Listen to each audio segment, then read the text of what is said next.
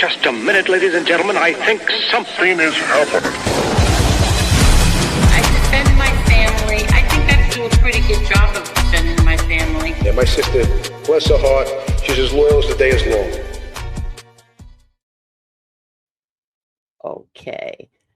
Okay, Joe. So, Joe Torelli is on the phone. Torrillo, I'm sorry, right, Joe? Yeah, Torrillo, Yeah, I'm Torrillo, sorry. yeah. So Joe Torello is on the phone. So, Joe, what's going on? So you were just telling me. Well, let's start from the beginning. So you're a firefighter, right? Yeah, I was for 25 years. Right. And what happened, Joe? Tell everybody what happened. Well, you know what? I had a nice long career. Probably the best thing that ever happened to me. I came from a rough, tough Italian neighborhood in South Brooklyn. I tell people I came from a spaghetto. All the biggest gangsters in the world came from within a 7-block radius from where I was born. And my father didn't want me and my brothers getting involved in that business, if you know what I'm saying. I'm sure that a lot of people understand what I'm saying. They were mobbed up guys themselves. Right. But we always had to keep our nose clean. As tough as he was, he wouldn't let us to get into any kind of trouble. And so we didn't have any doctors or lawyers in my family, so I never aspired to be anything professional. I always knew I would probably go into some kind of civil service department. And I chose the fire department more over all the other agencies because their work schedule. You work one day and you're off for 3 days. And I'm a carpenter by trade. So I saw an opportunity to have a side hustle and have a steady job, with benefits and pension and all that. Right. And then, so I made my life in the New York City Fire Department. And of course, September 11th happens and I get caught in the collapse.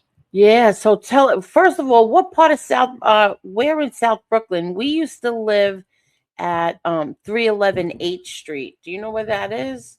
Of course I do. It's 4 blocks from my house. Oh, wow, that's where we lived. I lived there until I think I forgot what year, 1974. You probably lived between. No, I'm sorry. Before that, we moved to Howard Beach in 1974. So yeah, and I went to the school that was down the block. I forgot what school it was. Was it a Catholic school? No, it was a public school, few blocks down. Okay, yeah. I always went to Catholic schools, even a Catholic boys' high school. Oh, okay. But you basically came from my neighborhood. Yeah, I did. South Brooklyn. We lived in an apartment building, and it was 311 H Street. That was probably between 3rd and 4th Avenue. Yes. Yeah, of course. I must have passed that block a million times. Wow, it's changed. It looks really nice now. Yeah, now you know what? Years ago, you could have made millions of dollars if you invested in real estate. Now those brownstones go for a couple of $1 million. Oh yeah. So go ahead, Joe. So you came from how long did you stay there? Your whole life?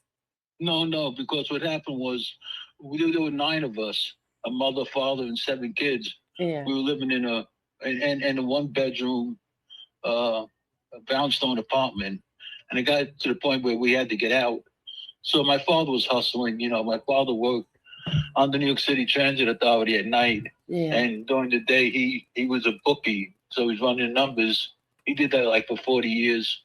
He made enough of money to put us all through Catholic schools. Wow. So in 1962, he bought an abandoned house up in Windsor Terrace, which is the next neighborhood up from South Brooklyn near Borough Park. He bought an abandoned house for $6,000, and he had it renovated, and that's where we ended up moving. I grew up most of my time in Windsor Terrace. Wow. So what happened, Joe? So what happened was, my story is one of many stories that surround September 11th. But people, when they hear my story, they think it's the most interesting and the most ironic story that they ever heard. A couple of years before 9/11, I got hurt very seriously in a fire. I was a new lieutenant on the fire department. I got hurt seriously one night trying to rescue a woman who was trapped on the 2nd floor of a 2-story house out in East Flatbush. Anyway, make a long story short, I was out of work for about a year, and I had to take a desk job working at headquarters while I recuperated. And so, in this new period of my life as working in headquarters, in January of 2001, I got a call in my office in headquarters, and it was the Fisher Price Corporation. Yeah. I thought they had the wrong phone number. I said, I think you got the wrong number. This is fire department headquarters. They said, no, we don't have the wrong phone number. We want to speak to Lieutenant Torrillo. Okay, that's me. How could I help you? I thought maybe they opened up a new office in Manhattan. Maybe they wanted me to go there and teach them how to host fire drills. They said, no, it's got nothing to do with that. We want to run something by you might be interested in. I said, okay, what's that? They said, you have some time to speak? I said, it's 9 o'clock in the morning. I work till 6 o'clock tonight. Can you speak for 9 hours? Shoot, give it to me. What do you got? She said, are you familiar with the Fisher Price Corporation? I said, I think it's a household name in this country. He said, well, it is. But more specifically, do you know anything about our little action figures we call rescue heroes that kids love? I said, truthfully, no. Well, let us tell you about it. We have a whole line of action figures called rescue heroes. We have a police officer called Jake Justice. We have his partner, a K-9 officer called Bill Barker. We have their boss, Sergeant Cyrene. His supervisor, Captain Cuffs. We have an ambulance attendant by the name of Perry Medic.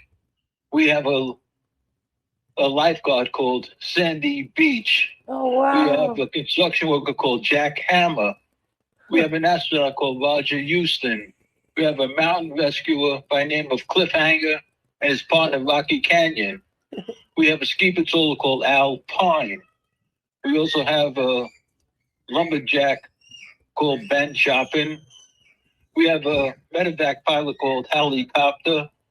And we have a female firefighter called Wendy Waters. We want to make a new rescue hero. We're going to call him Billy Blazes. He's going to be a likeness of a New York City firefighter.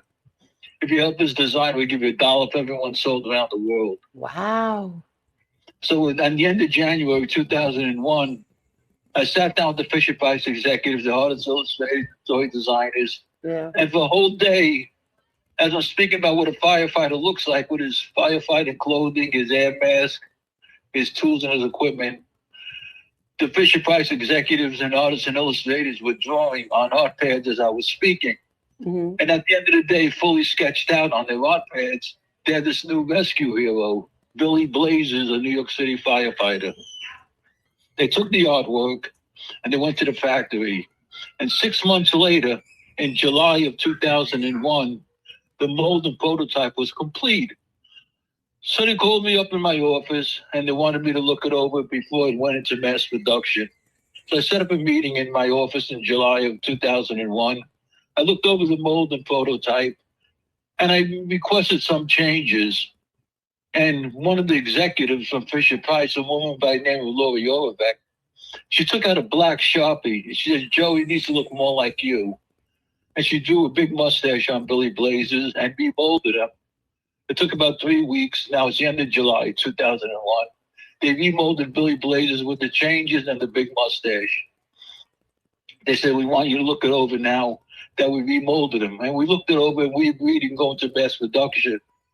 They were really excited. You know, I was acting excited because we were going to get money out of them. Yeah. I was going to get $1 for everyone sold around the world. Not for me, but it was my education program that I ran for the fire department. Yes, yes. So this says, okay, this is, look, we want to have a big press conference in New York City. Where can we introduce Billy Blazes? Right here in New York. Saying, when can we do it? Well, this was the end of July 2001. I said, let's do it in October. And they said, why October? I said, we'll need some time to get the press conference together. And I said, October's Fire Prevention Month in the United States. Oh. It's the longest running health initiative in the world. It goes back to 1872 after the Great Chicago Fire. Every October since then, we captured that month to raise awareness of preventing fires all across the United States. So they said, well, that's a great idea. It's very apropos to our project. But we want to get Billy Blaze on the market a little bit sooner because Christmas and the holiday season's coming upon us. So I couldn't think of another date in between July and October that would be appropriate. And I was kind of brainstorming, and I said, 911, September 11th, 9 is 911. Why don't we have a 911 safety day? We could talk about how to prevent and survive fires, and we'll introduce the new rescue boat that was made in my likeness called Billy Blazes. And the Bishop Ice executive says, oh my God, that's such a great novel idea. So on September 11, 2001, we're having the first 911 safety day at 9 o'clock in the morning. Every TV station, every newspaper reporter was waiting for me in Rockefeller Center to introduce this new rescue hero made in my likeness, a New York City firefighter called Billy Blazes for Fisher Price Toys. Wow, we have a picture of it. It's so nice. Yeah, and yeah, go ahead. I was getting ready to leave my office in headquarters to go to the press conference, and somebody in headquarters said a plane just hit the World Trade Center. I said, you got to be kidding me. No, I swear to God, it's on the TV in the conference room. So I left my office in headquarters. I went next door to the conference room, and the news they just interrupted the morning shows. Yes. And there's all this smoke coming out of the top of the North Tower. And I said, is this a joke? Is this a hoax? Is this a simulation? They said, no, this really happened. So now I'm thinking every emergency vehicle in New York City is going to be rushing to the scene, and I'm going to get stuck in traffic. This is like 20 to 9 in the morning, and then the press conference was set for 9 o'clock in Rockefeller Center. So I'm just afraid I'm going to get stuck in traffic and not make the press conference. I'm not even thinking about the World Trade Center. Yeah. So I zoomed out of fire department headquarters on Flatbush and Tillery Street, and 2 blocks away, I'm already on the Brooklyn Bridge, heading into Manhattan. When I got to the Manhattan side of the bridge, I looked to the left. About an eighth of a mile away, I could see the North Tower. Had about 10 to 12 floors of fire all around the top. Now, my original firehouse where I started my career was right across the street from the World Trade Center. But I left there in 1996 when I got promoted to lieutenant. Yeah. Now I got to make a decision. What do I do? Do I make a right turn and go to Rockefeller Center to the press conference? Or do I make a left and go to my original firehouse, which is what I did. Right. I said, the heck with Billy Blazes, the heck with the press conference. This ain't happening today. And I made a left, and I got to my firehouse about a couple of minutes later. I was at my original firehouse, which I hadn't been there since 1996 when I got promoted.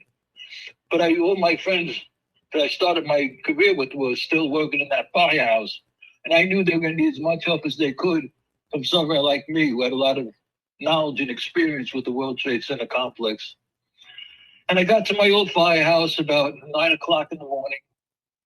I parked my car on the sidewalk, not to block the streets with ambulances. And I ran into the firehouse, and I took off my dress uniform. And I borrowed a set of firefighting clothing from another fireman who was off duty, Tommy McNamara. He was at home. We all leave our equipment in the firehouse. So I took his helmet, his jacket, his boots, his gloves, his pants. Yeah. And I ran out of the firehouse.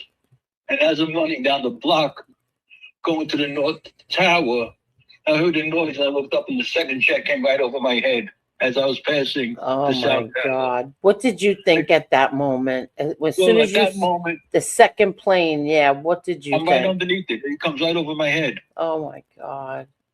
It comes right over my head, hits the South Tower, and the jet just disappears like a magic act. It's like the South Tower almost stuck the jet inside.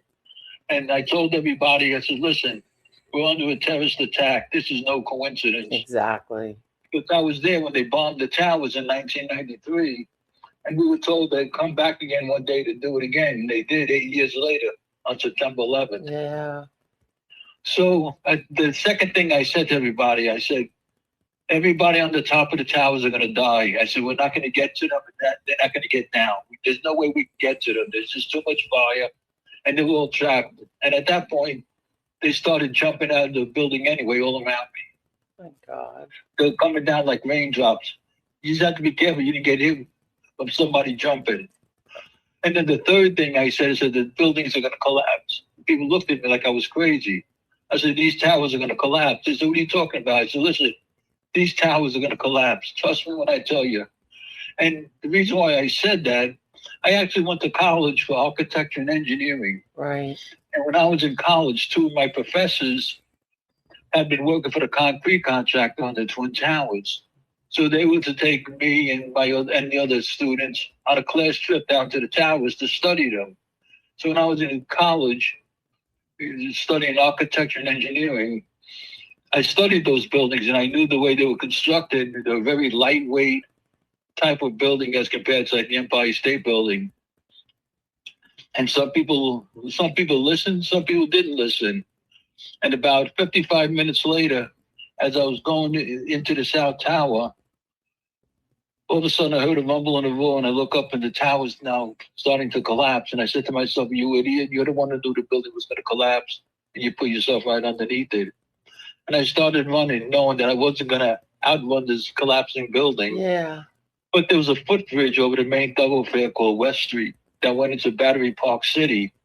So I tried to run underneath that footbridge, hoping that they might find a piece of my body. My biggest fear was that my body would not be found and identified. And as I'm running, the building's starting to collapse and there's puffing air out as each floor is hitting the floor below. And the air pressure I could feel on my back of my neck, but I just keep running as fast as I can. Then the wind pressure took my helmet off of my head. My helmet was flying up in the air like Dorothy's house in The Wizard of Oz. Wow. Then the air pressure got so strong, it lifted me off my feet. It was like a tornado gust. It lifted me off my feet, and I'm flying through the air. And now a piece of steel hits me in the back of the head and split the back of my head wide open. And huge slabs of concrete just hit my body. Oh my God. But every slab of concrete, more and more bones are breaking. Now I'm buried under tons of steel and concrete. I'm suffocating. There's no more air. It's darker than midnight, and I'm buried with all these people surrounding me. I don't know who they were, but they were screaming in the darkness, "Help me, help me." But we couldn't move. We couldn't see anything. It was darker than midnight. And now I got a fractured skull. All my ribs are broken. My left arm is broken. My neck and spine is crushed. I'm bleeding internally, and I'm suffocating. There's no more air. And all these people are screaming in the darkness. We're pinned. We can't move. Then after a while, those screams turn to cries, cries into whimpers, and whimpers into silence. One by one, they all died, and I was still alive. And then I was in the middle of all these fires. And I prayed that I would suffocate to death before I burned to death. And then I had a vision of when I was sworn into the fire department 20 years before. I remember standing in front of the mayor and the fire commissioner with 124 other young guys. We had our suits and ties on, and we had to raise our right hand on becoming a new fireman and take a vow and a promise that we'd be willing to give up our life to save another person on becoming a new fireman. Yeah. And I kept on saying to myself, you never took that vow very seriously. What were you thinking all these years? And I said to myself, you know what? I did something I hadn't done in a long time. I said a prayer. I got away from religion. I got away from going to church, not from religion. Not from religion. I Me got away from too. going to church. Me too. After I got out of Catholic high school, but I said a prayer and I thank God for my career. I accepted the responsibility of what had just happened to me. I just begged them to take care of my wife and my kids when they get the news that I had died. And then about 25 minutes later, people came searching. They found a void, and they found four of us, and they dug us out. They put me on a stretcher, and they put me on the deck of a boat on the Hudson River, right across the street from the World Trade Center complex. Yeah. And my head closed. And somebody on the boat was saying, he's going to die if we don't get him to a hospital. Now I'm laying on a boat, and I'm saying to myself, how the hell am I going to get to a hospital in a boat? And they're just holding by the back of my head was split open. They were holding it together. Yeah. Then all of a sudden, there was another loud rumble and a roar. And everybody on the boat started screaming, oh, my God, here comes the other tower. Now the North Tower started collapsing, flew across the street, and millions of shards of glass are raining down on the deck of the boat. And everybody jumped overboard and left me behind. Oh, God. And I broke free from the stretcher. I was getting hit with all this glass and debris like hail, but there were glass chips that's hit me, and everybody's gone. And I break free from the stretcher, and I stuck out my right hand, and I felt the doorway, and I jumped into the doorway, not knowing it was the entrance to the engine room below 10 feet. I ended up diving head first down 10 feet below into the engine room, and out of North Tower buried the boat. on the river, and I'm suffocating all over again. Oh my God.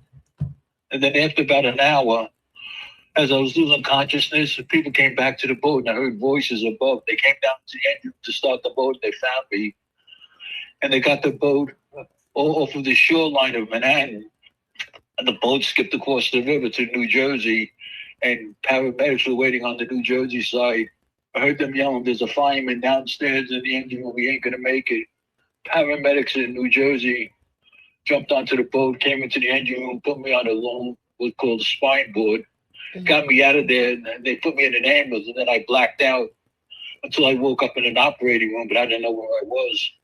I was in Jersey City Trauma Center, and they're cutting all my clothes off of me in the operating room. I had doctors and nurses all around me, sticking needles and tubes, and every part of your body a needle and a tube will go into.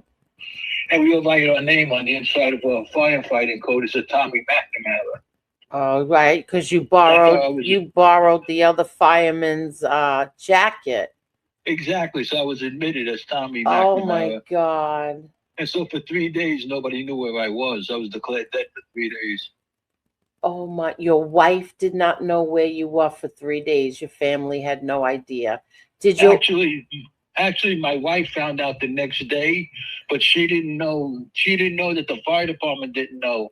So the fire department was still looking for me for 3 days. Okay, so your wife found out the next day. How did she find out that you were okay? So she went the whole night thinking that you had died? Well, what happened was this here.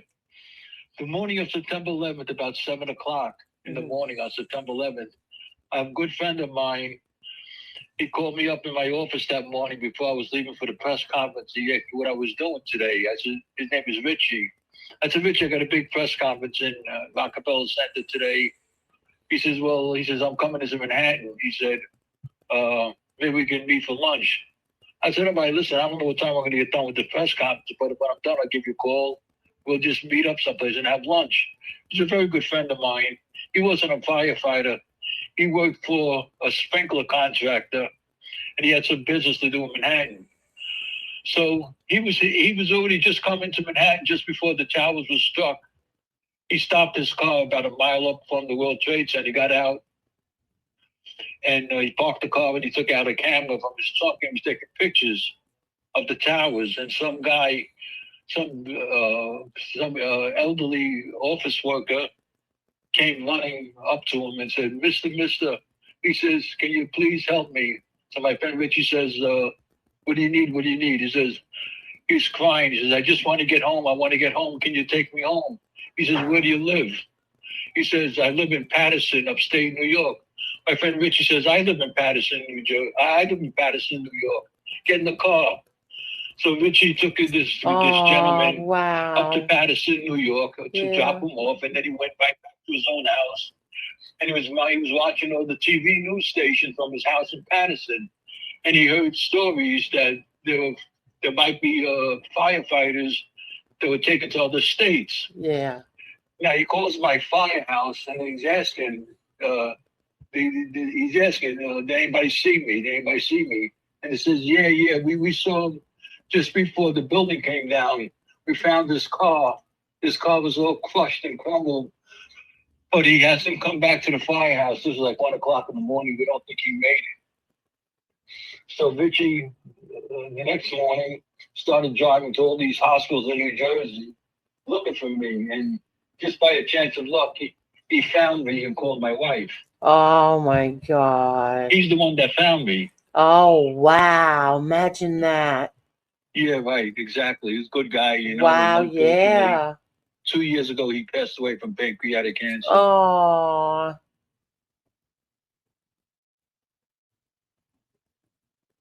It was a rough day, I could tell you that much. I can imagine. I'm so sorry. No, it is what it is, Angel. Yeah, that's so sad. I feel so bad. And then 2 years ago, I hadn't been feeling well, and I was diagnosed with Parkinson's disease. My husband has Parkinson's. Yeah, I was diagnosed about 2 years ago on heavy medication, and I just suffered a life-threatening massive heart attack. Oh my God! So so we'll come back to that. But so what happens now? You're in the hospital under Tommy McNamara. Your friend Richie finds you. He lets your wife know that you were okay. I mean, did she think that you didn't survive, or did she have a feeling you were okay? Well, that's a good question. I'm glad you asked that. Yeah. My wife had taken my kids to school that day in Brooklyn. My kids were in grammar school, Okay. and it was like it's like a 5-story school building. You know, not like schools in Long Island, New Jersey, where they're maybe one level, but all the grammar schools in Brooklyn, they're like 5 stories high. Right. And my kids were up on the 5th floor.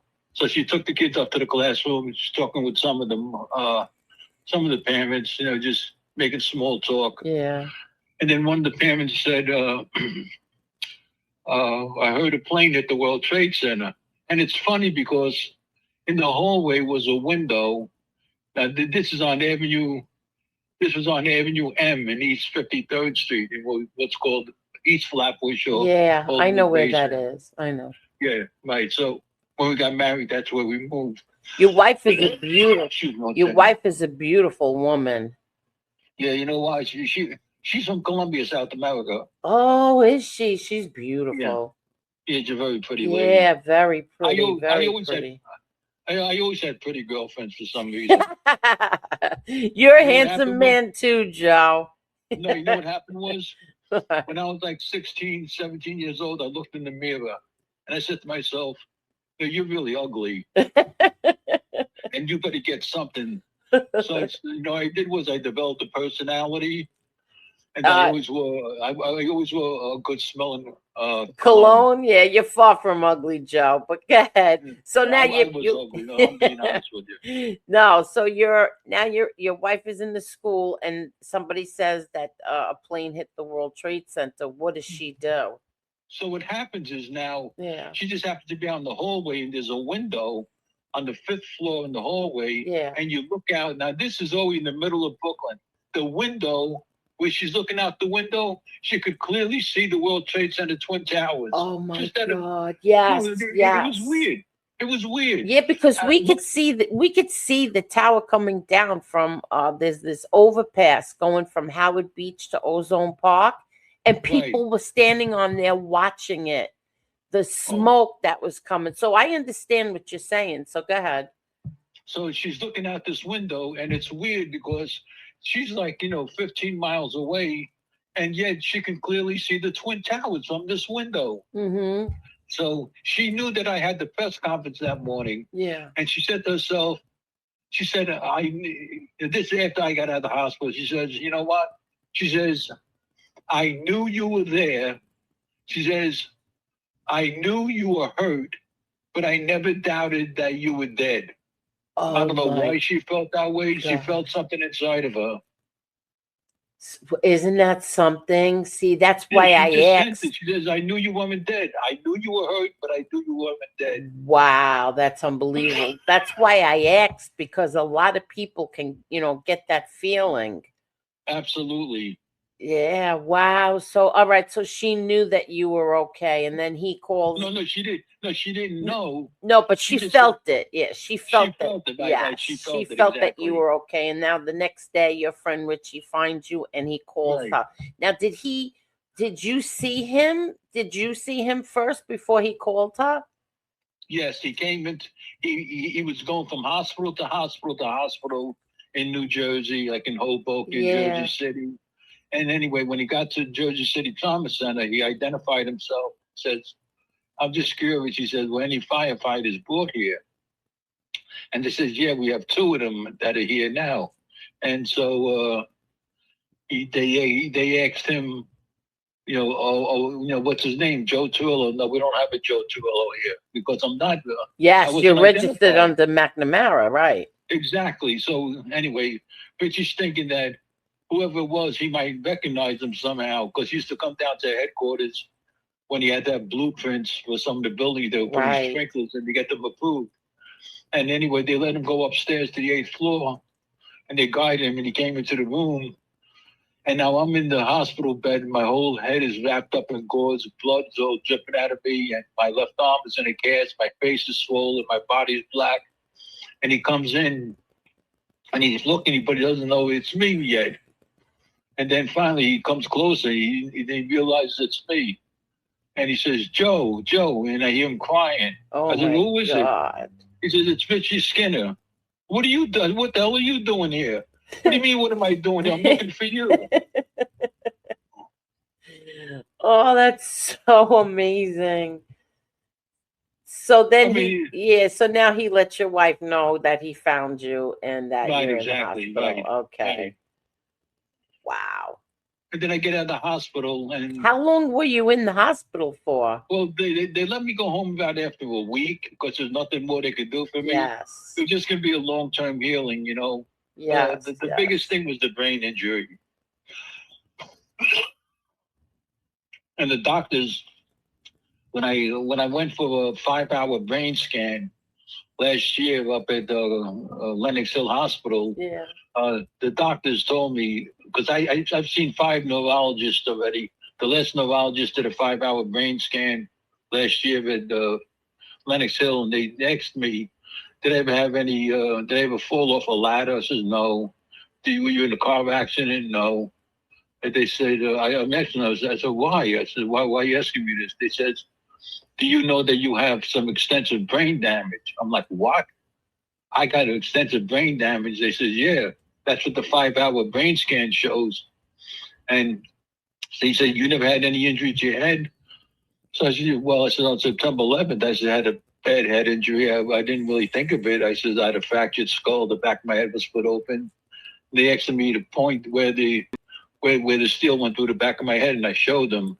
And the doctor says, that's exactly where we see a lot of brain damage. Wow. And he said, that's probably the reason why you have Parkinson's now, because anybody who suffers what they call a TBI, a traumatic brain injury, has a high propensity to eventually come down with Parkinson's. Right. You know, like Ali getting punched in the head in boxers, football players.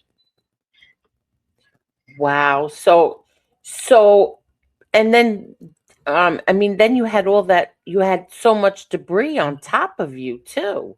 Absolutely. Right. Oh my God, Joe. You know, for the grace of God, I don't know why I survived. I really have no idea. I told people I owed out so much money, everybody was praying for me. So, Angel, you want to live a long life? Keep borrowing money from people. Don't worry about it. They'll pray for you every single night. Oh my God. So, Joe, now you have a beautiful wife. You have 4 kids. They were little at the time, right? Yeah, they were. Let me see. Justina was 11. Gianna was 9. Victoria was 5. Oh wow. And Joe Jr. was 3. Oh wow. And now he's a New York City fireman. Look at that, huh? Your son is now a fireman. Yeah, he became a fireman in October. Oh wow. But he was a paramedic for 7 years before that with the fire department. Oh really? So oh wow. Okay, nice. Yeah, nice. I mean, people assume or people think that I steered my son towards this. I didn't do anything. I never once mentioned it to him. It was all his idea to go that route. And did 9/11 have anything to do with his decision? You know, that's a good question, Angel. I really don't know. Everybody tells me that don't ever doubt the reason why your son decided to do this. But see, my son is very, very quiet, very laid back kid. If I drove from here to California with my son, he wouldn't say 2 words. My son's the same way. He wouldn't say not 2 words. He wouldn't say not 2 words. I know. If I don't talk to him, he doesn't talk to me. Oh, that's something. So, I mean, when he told you I want to be a fireman, what did you say? Well, you know what? The people think, oh, you must have been so honored. I says, no. I says, I was actually happy because I was hoping that he would choose a career that's going to give him a pension. A pension? No, Angel, I'm really big on that. Yes. You know, I do a lot of speaking all over the country. I do a lot of corporate speaking. and I speak in a lot of schools, grammar schools, high schools, colleges, and I try to get all these young kids nowadays to try and go into a career that's going to give them a pension one day, because a lot of businesses are not giving pensions anymore. And I tell these young people, you don't understand. Your life is going to go by so quickly. You got to get to a point where if you want to like just kind of like slow down and take it easy, Exactly. if you don't have a pension coming in, you're gonna have to work till like 75 years old. Exactly. Now, do you have children? I have 2 children. Yeah, my daughter's name is Victoria too.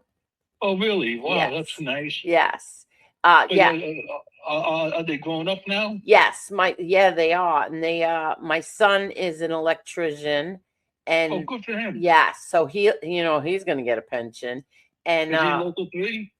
I think so. Electrician? Yeah, Electrician I'm Union? not sure. I don't know Yeah. which union it is, but it's one of them. There's 2, right? I think local 3. I'm not too sure. He's probably in local 3. Yeah. And my daughter is a general manager of a restaurant. Oh, very nice. Yeah. So I mean, they both work. They're hard workers. They're workaholics. So, but I understand what you're saying about the pension. I tell my daughter I don't think she's going to get a pension with her job, but I know my son will. Well, tell her to marry a rich guy. Yeah. Now, was your husband an electrician too? No, he was in the carpenters union. Oh, yeah. Matter of fact, when I retired, they offered me a book in the carpenters union. Oh yeah, well, I'm a carpenter by trade. Oh really? Yeah. Well, he gets a pension. He gets a nice pension. Oh, good for him. Yeah. So yeah, but I understand what you're saying about pension, how important it is, because how can we live today just on Social Security? No, you're not gonna. It ain't gonna happen. It's just not gonna happen. Definitely not happening. Exactly. Not happening at all. My wife was in local 3. Oh really? Yeah. When we first got married, she was in local 3. She wasn't an electrician. She was working in the office of a big electrical contractor, but she was still in local 3 union. Oh, and when she wow. got pregnant with my first daughter, Justina, she says, "I'll take a couple of months off, and then we'll figure out. Well, I'll go back to work again." She never did go back to work. We had 3 more kids, and I kept her at home raising my kids, and I always had a side hustle. Oh, good for you. Good for her. Yeah. Good for your children. I had 3 other jobs. I had 3 other jobs besides the fire department. Oh, wow, Joe. I was working 4 jobs for like 15 years. I heard you speaking to someone that I am friendly with and friends with, is a well-known local. And I heard you telling him that the story about when you were laying there and you was saying that you weren't going to get the chance to take your children to Disney. Right, exactly. And did you ever get that chance to take them? You know what? Everywhere I speak and I tell the story, at the end when I'm done, I said, "Do we have any questions?" Everybody asks me that. I said, everybody says that. That's the only question they have. They said, "So what happened? Did you ever take them to Disney World?" I said, "Matter of fact," I said, "I did. I bought them a timeshare. Now they don't want to go anymore." Because they're all grown up. Now all three of my daughters are nurses and my son's a fireman. Nice. How nice. You must be very proud of that, Joe. You know what? People ask me that all the time. I says, "You know what?" I says, "You know why I'm proud? Because I had nothing to do with it. I'm being honest with you. You always get these people, they're always shooting their mouth off. I made my son a doctor. I made my daughter a lawyer. I didn't make my kids anything. Exactly. They did it all on their own. Exactly. They did it all on their own. All I did was kept the roof over the house. I put food on the table. Yeah. I took them, on little vacations here and there when money was tight. And I said they did it all on their own. I had nothing really to do with it. I never pushed my kids. I never supervised them. I was always very generous to them. When they all got a license, I bought each one a brand new car. I paid their colleges. I got them cell phones, laptops. Sweet 16 party. And you know what? My kids didn't fail me. Good for you. That's right. They You know, didn't. but I was lucky. You know what, Angel? It doesn't matter. You know how you raise your kids. Sometimes you think you're doing the right thing, and then they hook up with a bad element, and then Exactly. they make a left turn. You know, and then I see kids come from broken homes and end up going to law school. You Yeah. just keep. You know what? There's no rule book to this. There's no rule book. A lot has to do with luck. I think if you ask me, how did it all turn out so nicely? I think the biggest thing, I give all credit to my wife because I kept her at home. Right. It was tough. It was tough giving up her salary. You know, I lost half my income Yeah. when she left Local 3. But you know what? I didn't want my kids going to daycare centers. I didn't want my kids in daycare centers. I said, you know what, Vicky? I said, you're going to stay home, raise them. I'm going to go have a couple of side hustles, all legal stuff. You know, I wasn't doing Yeah. anything illegal. Yeah. You know, because I came from a family with bookmakers and stuff. They were honest bookmakers, though. I have to tell you the truth. Of course they were, Joe. No, they were honest. They really were honest bookmakers. Believe me, I know. I knew honest bookmakers. Yeah, you know what I mean. Like Yeah. you know, back in the day, back in the 60s, 70s. Yes. You know, my father, you know, was picking up numbers for like 40 years. You know, but he had to turn his business over to, you know, one of the big guys in the Genovese family. Yeah. But when the time came, he thought he was going to get straightened out, but they never upped him. You know you know what? Somehow I turned a little bitter against some of these guys. Well, yeah, so did I, Joe. Don't worry about it. Yeah, I turned a little bitter because Me you know, too. there was a lot of greed. There was a lot of greed involved. Yeah. And my father was a very loyal guy to the family. So, but whatever. No, believe me, I understand what you're I'm not saying. embarrassed to talk about it. Neither am I, but I understand what you're saying, Joe. And you know what? Today there's so much ratting and Oh my God, it's disgusting. exactly. It's so disgusting because Yes. you know what? My father and my uncles, ever since we were kids, me and my brothers, they said, if anybody asks you information about somebody else, you just tell them, I don't know, and go ask them. Yeah.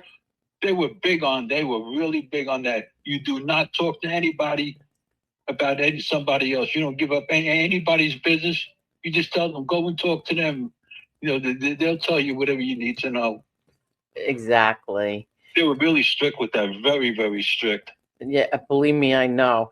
Because they came from that life. They They came from came that life. exactly, and at that old school, you know, the old school, old timers, they all felt that way. Absolutely. Yeah. Joe, I wanted to ask you something else. Because when you did the interview with Well Known Local was in November, and you were on trial for at Guantanamo Bay. Whatever happened with that? Okay, so I was chosen. Now you can understand something. Don't mistake this like I'm being a rat and giving testimony. No, of course not. No, you know, because this is something so totally This, different. of course, this is. Of course, it is.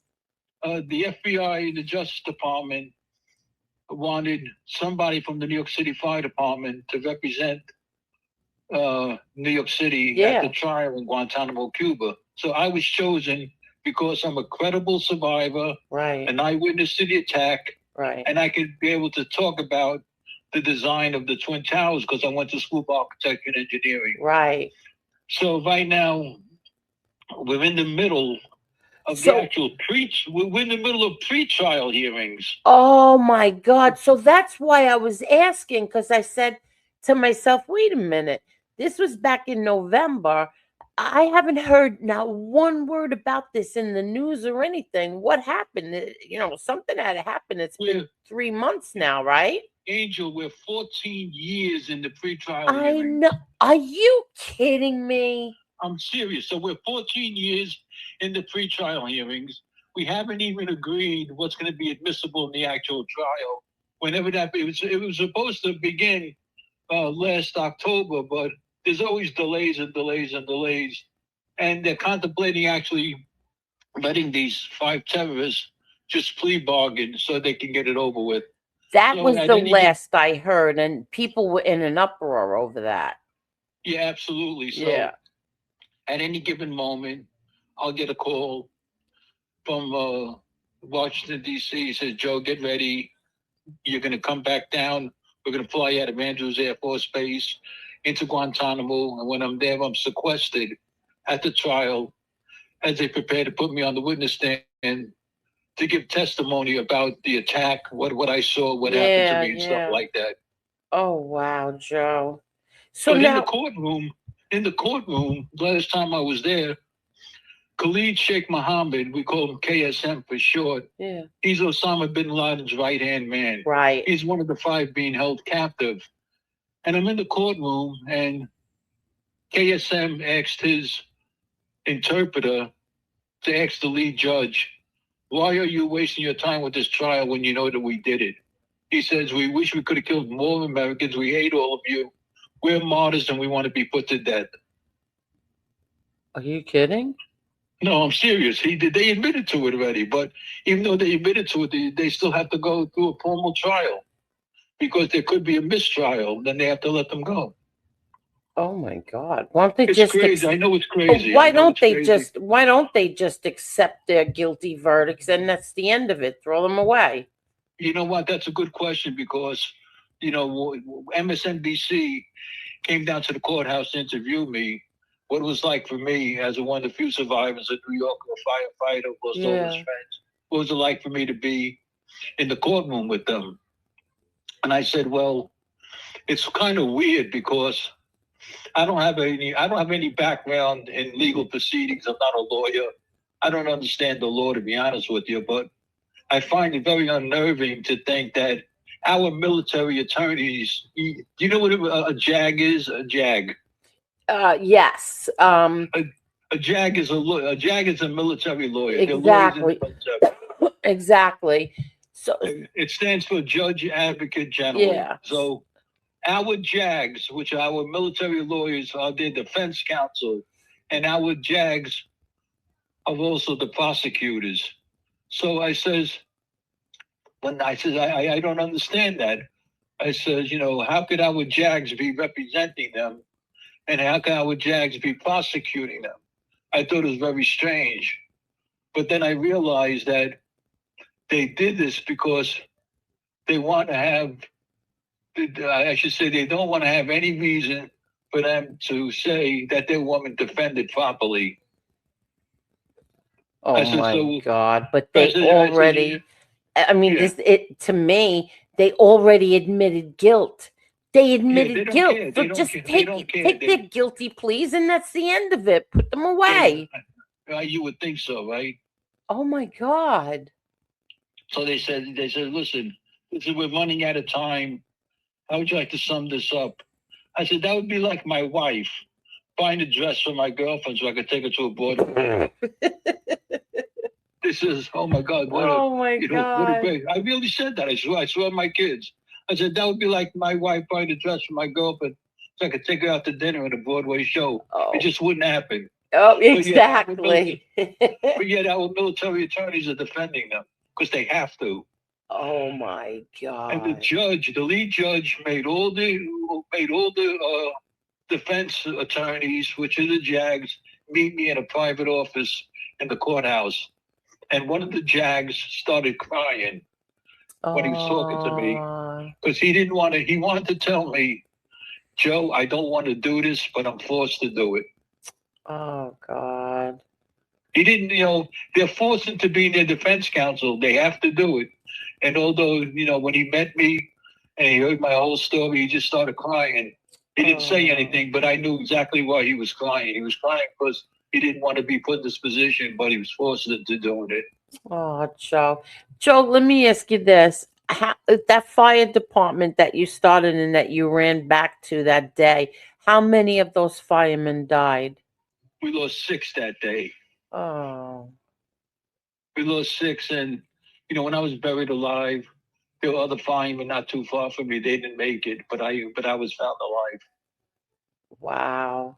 through the grace of God, I should never be here today. I know. How many of those firemen that died did you know?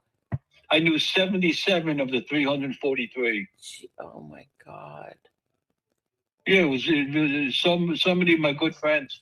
Oh, wow, Joe. And what were your injuries? What injuries did you have besides the head gash? Okay, I had a fractured skull. My left arm was broken. My ribs were broken. My neck and spine was crushed, and I had heavy internal bleeding. Oh, do you have any lung problems? I do. As a matter of fact, before I had the massive heart attack, that's why they thought I was having all these chest pains. They thought it was my lungs. Oh, I lost 30% of my lungs. Oh, you did? Yeah, and I had something called GERD, which is like acid reflux, and I have asthma too. Yes. So, because I have a very dear friend that helped with the cleanup. Okay. Was there every day just for the cleanup. Was not he worked in the buildings, right? But that day they left to go get coffee and donuts, and they missed it. They missed it. Oh, thank God. Yes. So, and I have cousins that were in the building too that left also. But the thing is that because he did the cleanup every night, for the whole week or whatever it was, he developed a very rare lung cancer. Oh my God, I'm sorry. No, he ended up surviving it. Thank God. Yes, he ended up surviving. That's why I'm curious with you, with your lungs, because his were, he, like I said, a very rare lung cancer. Very rare. They didn't even know how to treat it here in the United States. That's how rare it was. That's crazy. Yeah. Do you know a guy named Jack Scalia? Yeah, well, of course I do. I know Jack Scalia. He's one of my best friends. Are you kidding? He's one of my best. Truly one of my best. I'm like his confidant. The actor Jack Scalia. Yeah, he's one of my best friends. Yeah, I know him. I know him very well. Wow. He's in California now. He just got married. He what? He got married. He got married about 2 years ago. Oh wow! Are you kidding? Yeah. Oh. He's living in Palm Springs, California. Good for him. Him and I are as close as brothers. Oh, that's so nice. You have to tell him I said hello. What a doll he is. Yeah, no, I told him already. You know what he said? What? He said, "Don't tell him any stupid Italian jokes." No, we like stupid Italian jokes. Don't worry about it, Joe. Yeah. So Joe, now tell everybody what happened a few months ago to you. Well, what happened was, over the last couple of years, I've been getting these bad chest pains. They come and go, and go. And I went to a cardiologist, and they did what's called an angiogram, where they shoot a dye into your body, and the dye goes through the vessels in your heart to see if there's any blockages. But all they saw was a little minor blockage in one of my arteries, nothing where they had to do any intervention, no stents or anything like that. So the pains kept on happening, and doctors were saying it has a lot to do with your what's called GERD, your asthma. Yeah. So the pains would come and go. I didn't think much of it. But on my 70th birthday, November 22nd, that just passed a couple of months ago, the pains started like they did almost every single day, but now they weren't going away. And this is on your birthday. This is on my birthday. Yeah, wow. About 10 o'clock at night. Yeah. And thankfully, thank God my son was home. He's a prior paramedic now. He's a firefighter. Yeah. And he made my wife get 4 baby aspirins and shoot them. And they got an ambulance and they rushed me right to the hospital, Jersey Shore. And they told my wife I have to have emergency open heart surgery. So you had a massive heart attack. Oh my God, Angel, let me tell you, I was screaming. Oh God. I was screaming in the ambulance. I'm in the ambulance. The ambulance driver is heading down to the hospital. Another ambulance attendant, she's sitting next to me in the back of the ambulance, and she's asking me like a million questions, and I'm cursing her. I felt bad. I was cursing her out. Oh God. She's like, "Well, what's your name?" Joe. Is it just Joe or Joseph? Who gives a F? Just shut up. I was screaming in pain. I was in so much pain. Oh, what's your favorite ice cream? Who cares? Like all these stupid questions, Yeah. I know she didn't really say that. I'm just saying. I She's know, asking I me a billion know. questions that I can't even. I was in so much pain I couldn't even speak.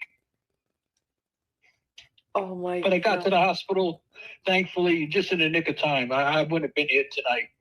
Oh wow. So you're okay. You're all okay, right, Joe? Because I know someone who just recently had a heart attack too, and the same thing. Kept ignoring the signs, ignoring it until you know, uh, a, f- a little bit more, a few more minutes. They would have waited. They would have died. Yeah, the doctors told my wife that it was called the widow maker. Exactly. I was just gonna Yeah. say that. Yes, the person that I know, the same thing. The widow maker. Yeah, I had 90% blockages in all my Oh common my arteries. So God. they took a bunch of veins out of my legs and my stomach, and they just grafted them onto my heart. Oh wow. So now you're gonna pay attention, right, Joe? Yeah, you know what? Just have to stay on top of it. The Yes. next week I start cardiac rehabilitation, kind of like physical therapy for the heart. Yes. Okay, good. Very good. Wow, Joe, you're very lucky. Now I want to ask you this. Whatever happened to the little figures, the action figure, The Billy Blazes. Well, Yes. what happened was when the Fisher Price executives found out what had happened to me, Yeah. they were devastated. You know, they were beside themselves. Yeah. So we ended up.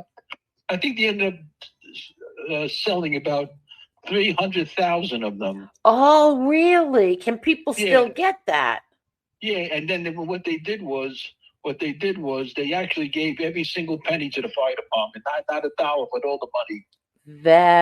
Are you kidding? So instead of a dollar, they gave it all. So what Every was single penny, every single penny. Wow. So this was right after 9/11 they happened. Then they donated every penny to the firemen.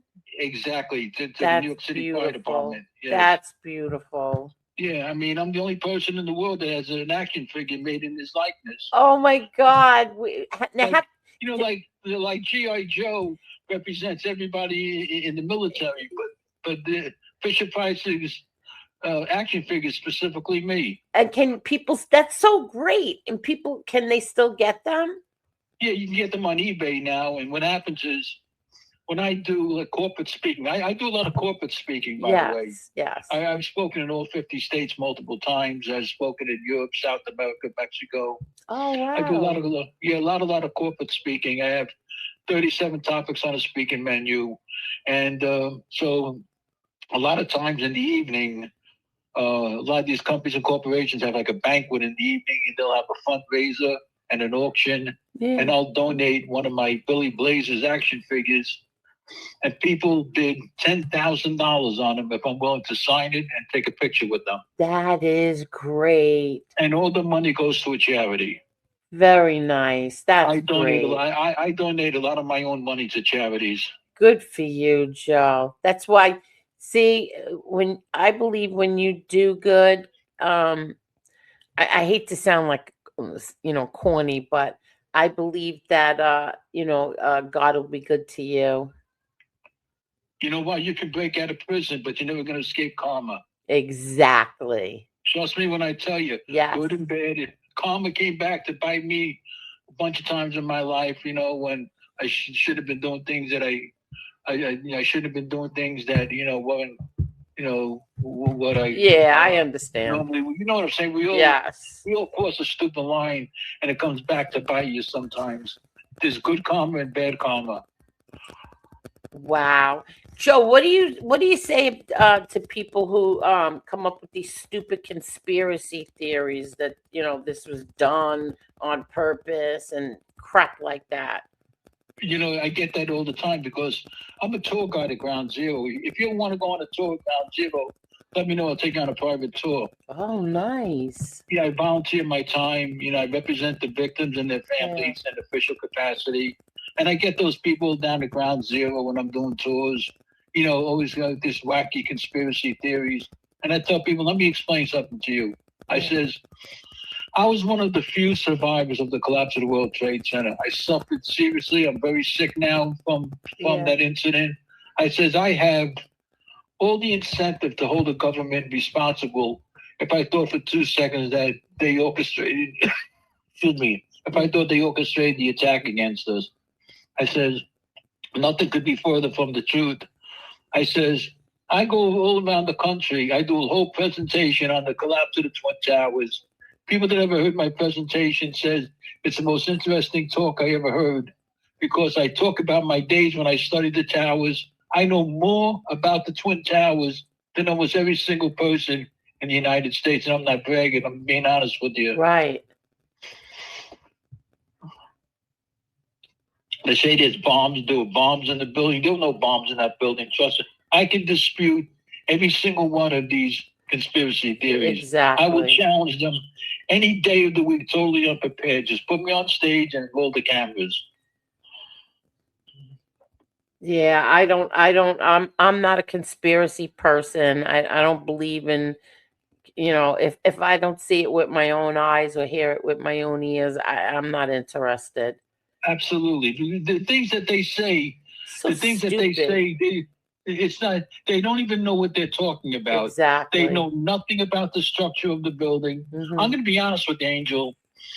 If those towers were struck 20 floors lower, I believe, and of course I don't know for sure, and I'll never know that, but if they were struck 20 floors below, those towers probably would have collapsed immediately. Oh, okay. I think they would have collapsed immediately. People don't understand something. I says to them, do you understand how much structural damage was inside those towers? You can't even imagine how much structural damage. And I said, I'll go you one step further. The floors of the World Trade Center were only 4 inches thick. Same thing that your sidewalks are made of. Being supported by very lightweight steel members. Okay, and I says, the design criteria for the buildings could hold 80 pounds per square foot of load on the floors. The same thing that your own home, whether you got, let's say you have a 2-story wood frame home. Yeah. The floors in your private home are designed to hold 80 pounds per square foot. Same thing in the World Trade Center. Now you have 2 767 jets sitting on these floors that are only designed to hold 80 pounds per square foot. Wow. People forget there's 2 767 jets inside this building. Exactly. That took out most of the structural columns. The way I do my presentation, people tell me this makes so much sense.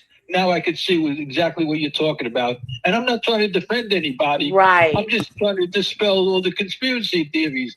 But they won't challenge me in front of cameras rolling because I'll make fools out of them. Wow. That's not what I intend to do. Right. I just don't think that they're being just and giving out false information. Wow. That's unbelievable. But what about I heard something about that there may be a movie made and Matt Damon's gonna star in it. Is that true or no? Well, no, not yet. I mean, I had dinner with Matt Damon a couple of times in Manhattan. I got to be very good friends with him. How do you like him? I think Matt Damon is a really good guy. I mean, he's very, very personable. He comes off like that. Yes, he comes off like that. He's a very personable guy. Yes. Very, very, extremely personable. Very polite. Very much a gentleman. And people keep telling me that he should play me in a movie made about my story on 9/11. I think that would be great. You know, people always say, my story needs to be made into a Hollywood movie. I agree.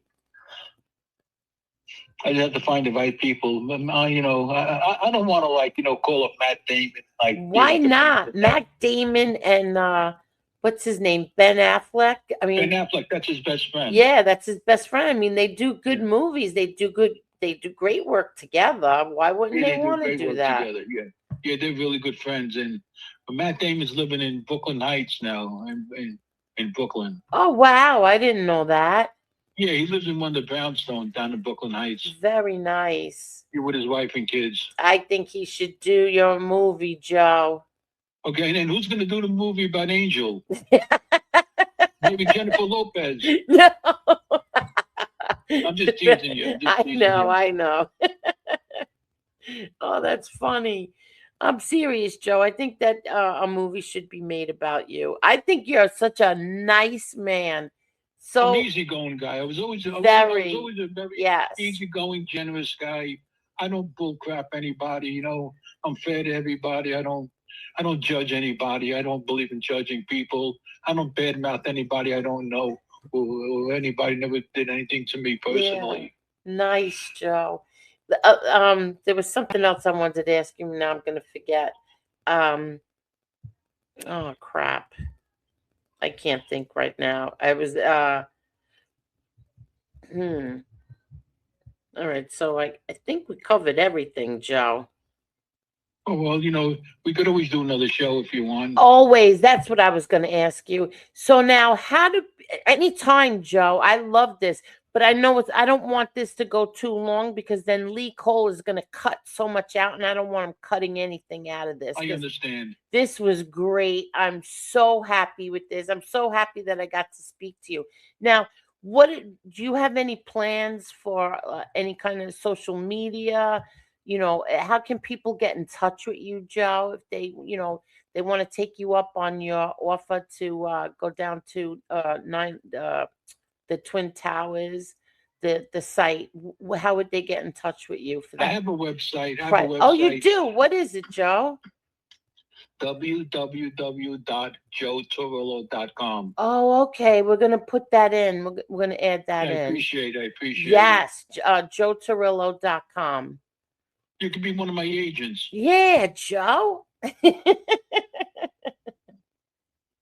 you're living on Long Island? Yes, I live in Long Island. And how's your mom doing? My mom, thank God, is good. Thank God. Because my wife was asking me. My wife says, if you talk to Angel, ask about her mother. I'm just curious how she's doing. Thank God, Joe, she's good. I'm very blessed that I have my mom. My mom is a tough woman. She's a great woman, and thank God she's good. I know she had some medical issues for a while, yes, right? She did. My mom she, like you, had open heart surgery. She had a heart attack. That's when my dad was still alive. And then my mom had 4 strokes. Oh, my God. Yeah. Oh, is she okay now? Yes, thank God. Oh, thank God. She is. Tell her I was asking for I her. will. Thank you so much, Joe. And say hi to your wife. Now, your wife and my mom have the same name, right? Yeah, right. And my daughter is Victoria as well. Yeah, my sister's Victoria. My daughter's Victoria. Yeah, I love that name, Victoria. Yeah, it's a beautiful name. Yeah. Oh, Joe, this is so nice. I'm gonna tell stay my in touch mom. with me if I you want to go to the will. World Trade Center. Yeah, I will definitely, Joe, and come back again, okay? Absolutely, of course, 100%. And please tell Jack I said hello, and tell your wife I said hello too. And I thank will, you. Absolutely. Yeah, Uncle Jackie. I call him Uncle Jackie. He calls me Pal Joey. He's so funny. You know, yeah, we're as close as brothers, him and I. Wow. You know, he came to my house once, right? And so I didn't know that. Yeah, so it was him, my sister, and my mom. They come to my house for dinner.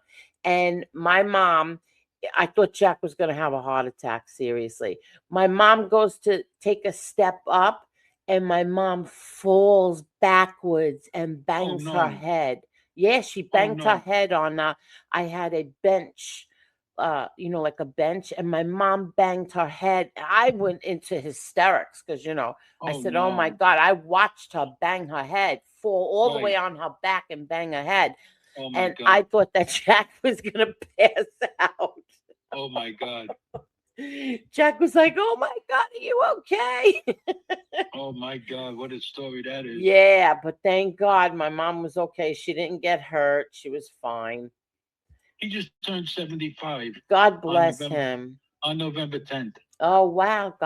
He's on November 10th. He's a Scorpio too. He's a Scorpio, exactly. Yeah, my sister, him and my sister and my father, all Scorpios. My Oh, brother, your sister's a Scorpio as well? yeah, my brother Peter too, and my Oh, wow. granddaughter. They were all born on the same day. My brother Peter, my sister, and my granddaughter are born on the same day. No way. Yeah, yeah. Wow, what's the likelihood of that? I know, right? Oh, that's nice though. Yeah, That's a connection there. yeah. Not kidding. And now, when's your birthday? Mine's April. Oh, April. Okay. Yeah, I'm a Taurus. You're a Taurus. Yeah. What are you, Joe? I'm actually on the cusp. I'm on Oh, November 22nd. I'm half Scorpio and half Sagittarius. yeah. Oh, not bad. Not bad. Yeah, and I have a twin sister. Oh, you do? Yeah, so my twin sister's 5 minutes older than me. Oh, wow. I didn't know you had a twin sister. Very Yeah, nice. my mother didn't even know she was having twins. When my sister came out of the birth canal, they said to my mother, "There's another one in there." She says, "What?" There's another one. There's another one in there. And I came out 5 minutes later. Oh, wow.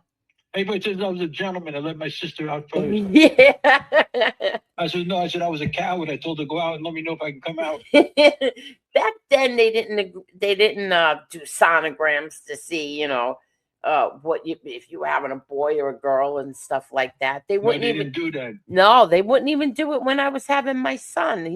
My doctor's like, "Oh, I don't believe in these sonograms. You don't know what the results of having sonograms for just to find out what the baby is going to bring down the line." Okay, that's interesting. Yeah. So I didn't know what either one of my kids were.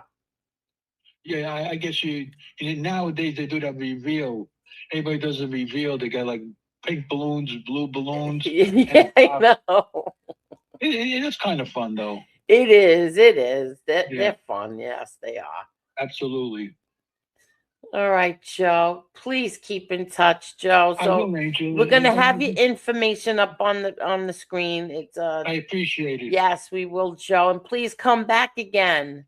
Absolutely, anytime you want. And if you want to go to Ground Zero, yes, when the weather gets better, just let me know. I'd be glad to host you and your friends. I will, family, Joe. Whatever. I will definitely. I haven't been there yet. I have not gone there yet. I knew 2 people that died in there that day. And unbelievable. Yeah, and really nice. 2 really nice people died that day. One. Yeah, that's why I'm so angry. When I'm in the courtroom, and I'm staring these 5 terrorists down, what they did to us. Horrible.